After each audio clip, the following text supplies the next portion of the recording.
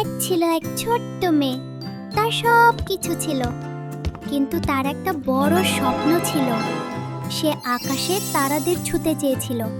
সবাই বলেছিল এটা অসম্ভব, কিন্তু সে হাল ছাড়েনি। একদিন সে একাই বেরিয়ে পড়ল তারাদের খুঁজতে।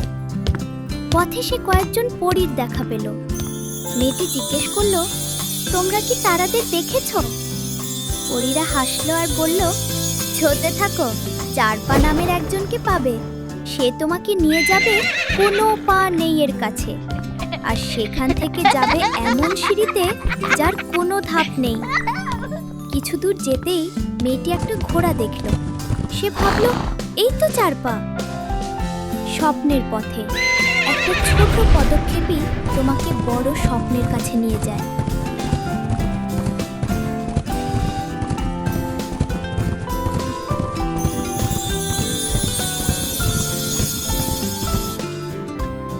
লাইক দাও, কমেন্ট করো, শেয়ার করো, সাবস্ক্রাইব করো।